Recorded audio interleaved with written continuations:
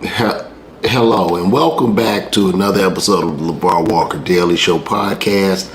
I go by the name of LaVar Walker. Welcome to the show. I know I've been gone a couple of days. I had to relocate my studio to another room, and I had to get up out of it. I got kicked out of the dining room, so I ended up building out. I'm still in the process, so I got more stuff I gotta get. I'm just still in the process, but it's good to be back. So, hey, welcome back, right? Lot going on today, lot going on. Donald Trump, man, that's the big thing. Donald Trump was booked into Fulton County Jail today, and he took a mug shot and left. Yeah, they booked him. He took the mug shot and he left. He was booked along with several others who all posted bail and left. So they just did pretty much a turnaround. My feelings in regards to this, I definitely do believe that this is a political witch hunt. I just don't understand how a Fulton County District Attorney prosecutes a former president. You know what I mean? And I'm not too versed in law or anything like that, but it's quite ironic to me. I don't get it. I know a lot of people celebrate. We wrote the mugshot. I mean, the mugshot is posted everywhere, but it seems to me that all of these shenanigans and them like going after this man like this is only making his campaign stronger. He was just doing an interview with Tucker Carlson, and in that interview,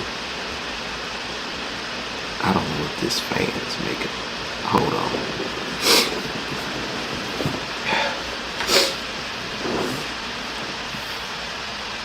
I'm trying to get this sound quality perfect, and I don't know if it was the fan making the noise. But he did an interview on Tucker Carlson on Twitter. Within, 8 hours, this interview ended up racking up shit like 200 million views, and they did it on Twitter. So just the combined views of just his views with him sitting down with Tucker Carlson outperformed the debate. It outperformed all news channels. It outperformed everything, which is to show that what's happening is looking like the man is definitely fighting against the system. I mean, this whole narrative is being created. Him going to jail is just a big boom for his campaign, it seems to me. I don't think they're going to be able to stop him. And even if, they go to trial, they're trying to take him to trial October 23rd. I mean, he's going to mess around and win. And even if he's convicted, he'll be president from jail, which would be one of the most exciting times ever. Like, I just feel like the only way, if they want to stop Donald Trump, from winning, the best thing to do is not give him any attention. Like the amount of attention, like this man drinks attention like Thanos. The more attention you give him, the stronger he will become. And people are like, fuck that. People are they're very like conscious of what's going on, and they don't care. They're like, yo, shit, I'm voting for Donald Trump. A lot of people are voting for Donald Trump. A lot of black men are voting for Donald Trump. I just saw some t-shirt where they had niggas for Trump. Just an actual t-shirt that said niggas for Trump. And there was a groundswell of black people in Atlanta, Georgia, cheering his caravan on as it was driving down the street. So I don't know. It seems like they would let him do what he does. It's looking like he's going to win. I don't even know who another contender would be. They asked him on Tucker Carlson. They said, well, why didn't you go to the debate? And he was just like, I'm so far ahead. Why would I go? I mean, the guy's 50 points in the lead. It's like The close second to him is up 2 or 3 points. I mean, it was literally like the Republican Party debates was something like watching the Jackson 5 without Michael Jackson or some shit. Like, it drew no heat. I think the young guy, Vivek Ramaswamy, he seems to be a pretty good contender. Maybe they'll get on a ticket together. But it's not looking in the favor of the institution. The institution wants this man out of here. Fani Willis, I mean, you know, she's prosecuting Young Thug. She's the one that is prosecuting this Donald Trump case. And my thing is this, like, I was talking to a friend of mine who was booked into Fulton County Jail on Rice Street. Just his processing took him 14 or 15 hours. Donald Trump was in and out in less than 90 minutes. Let's make this shit make sense. Is it a crime? Is it a real crime to say I need 11,000 votes or 12,000 votes? Is that an actual crime? And also I was seeing in an indictment where they actually used a tweet that this guy did as a part of the indictment, as one of the charges, him tweeting. Like, it's like, this shit is ridiculous, man. And what's happening is this, and I'm not here to necessarily defend Donald Trump if Donald Trump has done any criminal behavior, but it just seems to me as if, you know, doing this type of shit, it further divides our country, and it also weaponizes the judicial system. You know, politicians are now, after this is out of the box, after this is out of the jar, politicians will be going back and forth trying to get each other prosecuted. Meanwhile, not getting shit done is further dividing the nation. And I just don't think it will be in the best interest for the republic. I mean, we're not a republic. I don't think it'll be the best interest for our democracy to jail a former sitting president. This was the former leader of the free world. Now, you could say, well, everybody need to be treated the same and this, that, whatever, but what is the reflection of the U.S. with this shit going on? What are other world leaders saying? What are other countries saying? You know what I'm saying? To sit as a president, a former president of the United States of America, is a really big fucking deal. So I don't think this is necessarily right. Even with Watergate, with Richard Nixon, he just left. In Watergate, Richard was definitely guilty, but he just left. He didn't go to jail. He just bowed out. But Donald is pressing on, and they're creating a hero's journey for Donald Trump. That's literally what's going on. So I really don't know how they want to do this. I don't know what's the next step. You've indicted the man 10 times. Nothing's sticking. Nothing is sticking. So I don't know. And even if they jail him, they're going to, they will have him released immediately. People in that party, even during the GOP presidential debate, people in the party raised their hand and said, I will pardon him. I will pardon him. If there's another, I'm sure we're going to have a Republican governor in Georgia. I mean, he can't pardon himself as president on a state charge. But I believe, I don't know because I'm not well versed in law, but I believe the state governor can pardon him. And there will be tremendous pressure on Kemp to free that man. You know what I'm saying? If Kemp is still in office at that time, it's more than likely, even if Kemp don't like him, Kemp is going to pardon him. So I just don't know. I don't think it looks good for our country or our nation. I think at the end of the day, if Donald Trump wins, it looking like he will probably win, I mean, it's just 4 more years, man. There's only so much he can do in 4 years. I mean, the shit never gets done in the White House anyway. So, I mean, once he wins for the 4 years, he's won and he can't run again. So it's literally over. It'll be over. So I don't know, man. And this pollen is kicking my ass. I just want to say to the pollen, to these allergies, it is kicking my ass. You could hear it in my voice. I've been draining, coughing, sneezing, just doing everything today. I took me some Flonase. I've been squirting steroids up my nose. I took some Benadryl today, which had the Benadryl has some pseudoephedrine in it or some shit like that, and now I'm just up. Like I went to sleep and then it woke me up. It's very, very weird.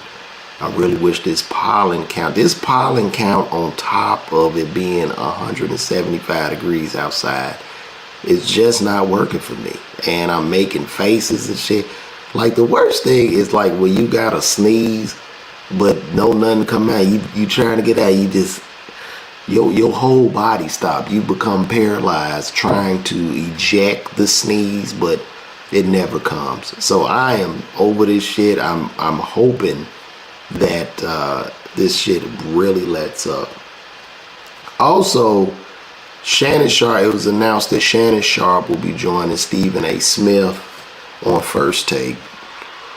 Yes, so that's pretty cool. I'm gonna be honest, my Virgo sensibilities really tell me I don't necessarily, I love to see two brothers together, number one, but I think they both have overbearing personalities, and I think it's gonna clash, unfortunately.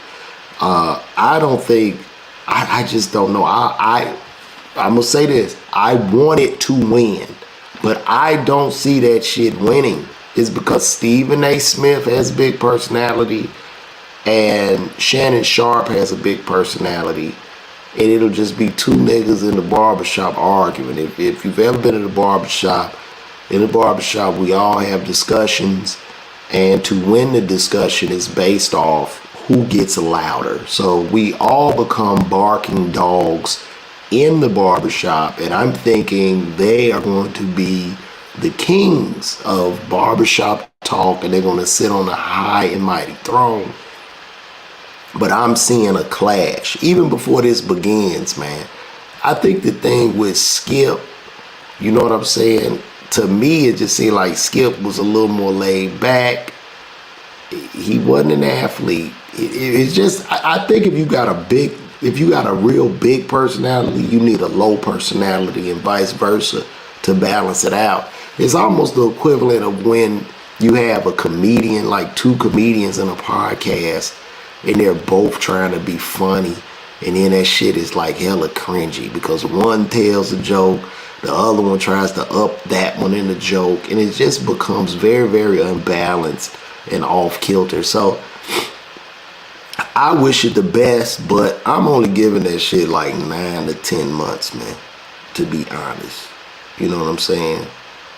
I don't know. I want it to win. I definitely want that shit to win, but I just, I don't know. This is me going based off of what my spidey senses are telling me. Also, shout out, man. We in Virgo season. Virgo season it is, baby. Virgo, I'm a Virgo. Shout out to all my fellow Virgos. The famous Virgo, the good brother Dave Chappelle, just had his 50th birthday party. And we lit right now, man. Virgo season is here. And we gonna do it big all year. Just got back from Baltimore. I want to just give a shout out to everybody in Baltimore for coming out. 1,756 people came out to see me in Baltimore. It was a mixture of, people's first time seeing me live, but the support was amazing. So I want to thank all of you guys that showed up. And this weekend, I'm going to be at Chuckles in Memphis. And guess what? I'm an Elvis fan. I love Elvis. I don't care. A lot of black people say he was racist, and I asked them what did he do that was racist, and nobody could seem to prove that shit to me. But I'm a big Elvis fan. I'm an Elvis fan because I just liked him as a showman.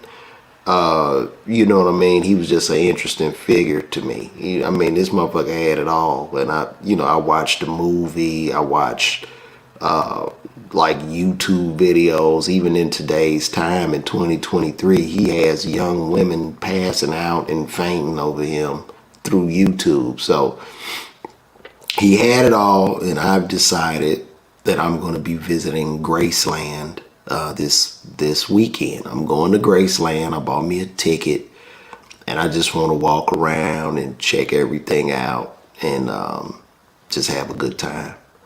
And I really don't care. People, man, you like Elvis? I don't like no Elvis. And I even came out to the intro. If you go on my Instagram page at LaVar Walker, you will see me coming out to his intro. That was the song he used to come out to at his height when he was doing the Las Vegas shows. I don't understand why people say he was racist. Elvis grew up poor in the projects, like in the small part of Mississippi right outside of Memphis with all blacks. Went to a black church. He sang black music and was also being persecuted for that, but he still pushed on when he could have just said, no, mom, I'm not gonna do that anymore. I'm not gonna move my hips. I mean, they really tried to persecute him. And I don't believe, like, when it comes to R&B, I think he brought R&B to more of a global level. So I believe he was the bridge, because I think, like, during those times, you know, it was a lot of racism, Jim Crow South, all that shit. And we were doing rhythm and blues as black people, and it was very much so marginalized, and they kept a lid on it. And Elvis, who was influenced by that music because he grew up in the fucking projects, it's so funny to me because people say he stole that shit. I mean, how many other white boys tried to steal, like, culture? Like, you know what I'm saying? Like, I don't think it's that easy. You know what I'm saying? I mean, for him to have the magic that he had and make the music that he made, I mean, it was definitely from his influences. And I don't necessarily think, like, for instance, they say he stole Hound Dog, but Hound Dog wasn't stolen. Hound Dog was a song sang by Big Mama Thornton, but she didn't write it. I believe two brothers wrote that song. So Big Mama Thornton was singing a cover and Elvis sang a cover, just like Luther Vandross sang a bunch of covers and Whitney Houston sang a cover. But typically with those types of songs, whoever sings it the best, whoever sings a song and gets the biggest reaction from the consumer standpoint, it's that person's song. So he didn't steal the goddamn song, and he also helped black people. So I don't give a fuck. You know what I mean? Everybody's so up in arms about it. You can't do shit now. You go here, you go there. You know, as a black man, I'm a coon if I don't agree or march with the rest of the niggas. I'm not. It's so fucking weird. These are very strange and weird times we're living in. I happened to see a Rachael Dolezal old interview of her on The Real, and they were interviewing her and they just grilling this woman because Rachael Dolezal, who was born a Caucasian, identifies as black, and so they're grilling her and they're like trying to tear her down. But if she wants to believe that she's a black woman, why can't she?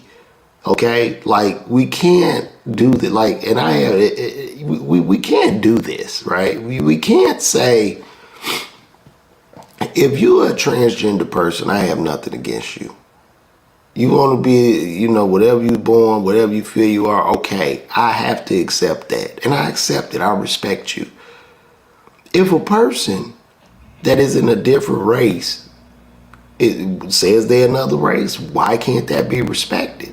Or is that where it stops? Is that it? So if I want to identify as a white man, I can't? I can't? Like, what? Why is that? Or if a person want to identify as Spanish or Asian or whatever, like, we got to keep this energy. We don't just stop at sexual orientation. We have to keep the energy. That's not fair. They grilling this woman. Shit, they wouldn't reject to jump on a transgender person like that. So I don't know, man. I don't know. I really don't know. But I'm gonna be in Memphis, and also too, I'm gonna be at the Atlanta Comedy Theater. I got that coming up September 29th and 30th, man. I really hope that everybody can make it out to that. And I'm just gonna put this banner up real quick.